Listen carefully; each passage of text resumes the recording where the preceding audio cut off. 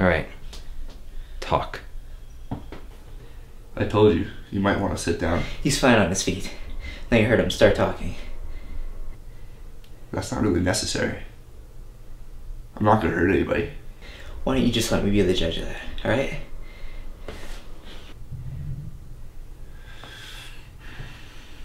Where to begin? How about why you took her from us? Look, she swears to me that you didn't touch her or hurt her or anything. That I should hear you out.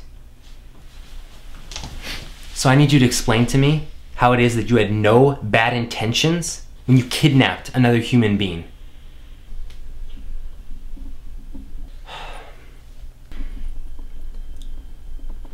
How was your cancer? What did you say?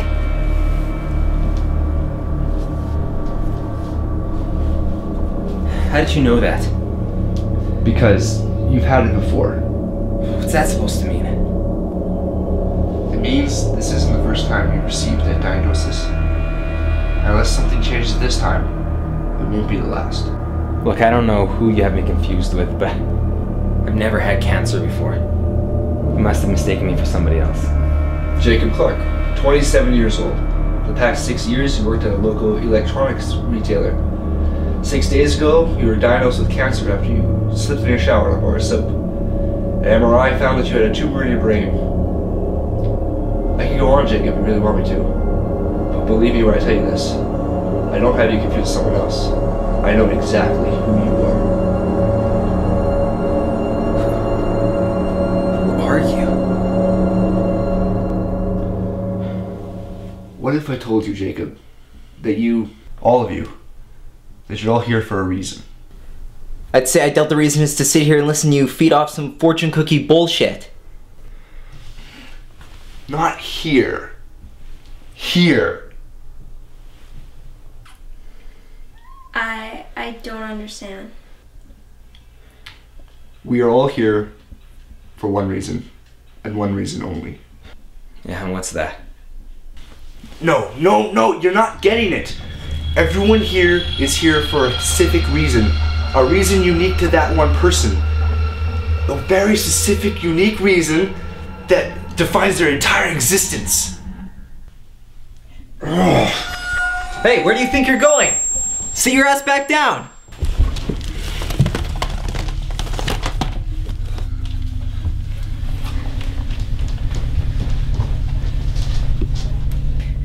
That's a CD. Exactly. Alright, so we're all here to listen to Beyonce. This CD represents you. Each of you, for all intents and purposes, are CDs. Now, what are CDs used for? To listen to music? No. When's the last time you saw someone walking down the street listen to a fucking Discman? It's a dead technology. What are CDs used for today? I pull songs off of them to put on my iPod. I don't really use the CD after that. Yes, exactly. CDs have one purpose. People put music off of it. They put it on their iPod, their music player, their computer, wherever the fuck they want. Point is, the CDs serve a much greater function. Nicholas, we're not following you here. Now picture a device that houses a collection of songs. Those CDs just serve a grander purpose. And after they're done, they're finished. They've served their purpose. People throw them in the trash, they borrow them to a friend, whatever they want. But the point is, they were only there to serve their one true purpose. That is your life, Jacob. And you, all of you are here to provide your one contribution to a plan that's bigger than any of us. All of you are just pieces of this puzzle called life. You help form a larger, more complete image. And you expect us to believe all that? You said I had cancer before. Jacob, you're not actually buying this bullshit. What did you mean by that? Life is circular. Once we've fulfilled our one true purpose, we just live out the rest of our days until we die. And when that happens, we just start it over again. right from the beginning, without ever knowing what really happens. That is why I'm here to talk to you right now, Jacob.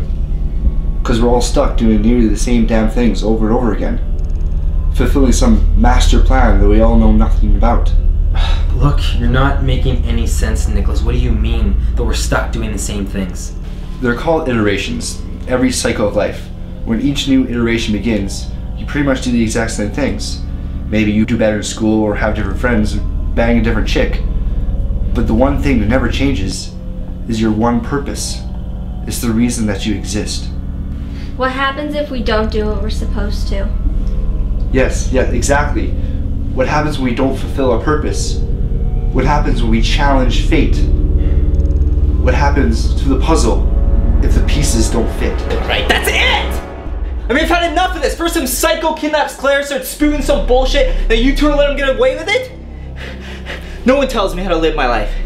Alright? I'm not here for one reason. Yes, you are, Max. You're here to kill your wife. What did you just say to me? I'm sorry, Max. I know this must upset you to hear. Upset me to hear? No, why would that upset me to hear? You're just accusing me of killing my wife. You're saying you never had deja vu about your wife's death?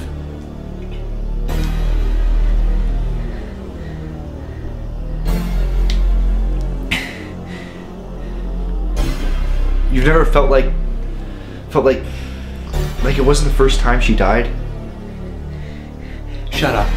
I don't want to hear another word out of you. What do you think deja vu is, Max?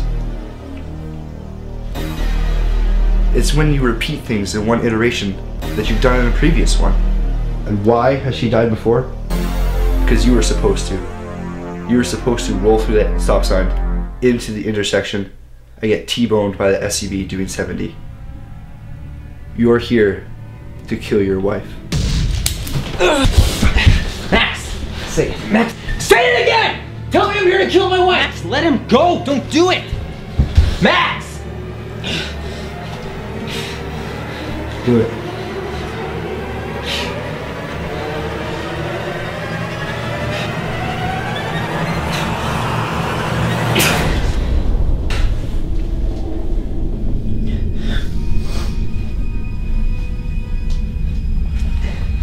No.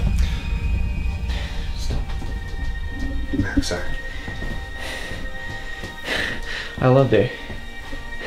More than anything. I mean, how can you tell me that the only reason why I'm here is to kill the woman I love?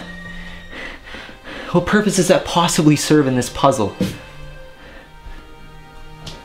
Max, I know. No! I want you to tell me! Why do I have to kill my wife?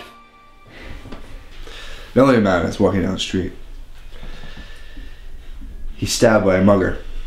Turns out the man's a millionaire. In his will, he leaves the entire fortune to his son. His son, who is devastated, donates all the money to something that his father would be proud of. He donates the money to a local cancer research facility. Exactly 1 month later, they find a cure for cancer, using the exact money that his son donated. You know, spewing out some random tale isn't going to change things. It's not some random tale, Max. Not too far in the future, that's actually how they cure cancer. How could you possibly know that? It's complicated. Forget I know, but what I'm trying to say is we don't always see the purpose ourselves. Each person's reason for being here is vital to something. Max, there's a reason why your wife dies, Max. I just don't know what it is.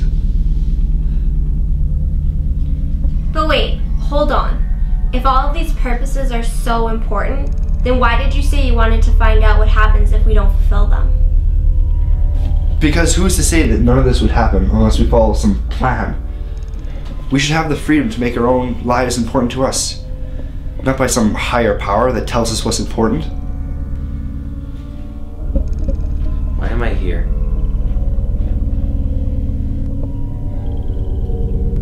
What's my role in all of this? What am I supposed to do? You die, Jacob. By a certain date, every iteration. Die? Why do I die? That I don't know. The date. When do I die by? Tomorrow. If everything pans out as it always does, you'll be dead tomorrow by 4 p.m. And there's no way for me to stop that from happening. Well, now, that's the real question, isn't it, Jacob? Hold on a second. Claire, you never did explain to us in the first place why you kidnapped him. Because I'm desperate. I've tried so many times, through every iteration, to change things, but I don't know what Claire's true purpose is. But what I do know, in every iteration, I watched a news report depicting her death. What? My death? A stabbing. Claire is killed every time by a man named Frankie DeLuca. But yet this time... I killed Frankie. Exactly. I thought maybe if she was supposed to die, I could just keep her here, away from danger. Try and keep her alive. But hang on, Claire, if you're just hearing all this for the first time, then why did you say we needed to hear him out? I just knew. Something told me that he wasn't here to hurt me. It was like he had a reason for what he was doing. I can't explain it. I get these feelings. Like I know it's what I'm supposed to be doing. It's the same feeling I got when I decided to help you. The voice. That detective guy, Carter McNeil? Carter, what about him? He told me that the voice wanted me, that needed me dead. Could this be why? I can't explain to you why that voice talks to you, Jacob. That's never happened before in any iteration. But what I can tell you is that voice's purpose is to make sure everyone fulfills theirs. Carter McNeil is here to help the voice achieve his goal. Or I'm sure he's not the only one. What are you saying? I've known Carter for a long time. He's not like that. Maybe you should ask him yourself. So where exactly do you fit into all of this, Nicholas? I'm sorry? Well, it just seems to me that you know a lot about stuff that you're not supposed to know about. And this voice and his people. Something tells me they would have come for you by now. Perceptive, Jacob. But they don't know what I know. And what I can do. What can you do? Maybe you all should see what I'm talking about. See real concrete proof. So you know I'm not full of hot air. We're listening, Nicholas. Listening won't do any good, Max. But seeing, that's believing.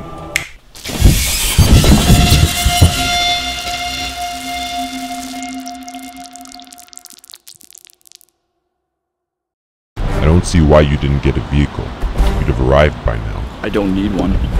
And my retrieving one would only serve to complicate things. I want to take care of this nice and clean. Besides, I'll be there any minute.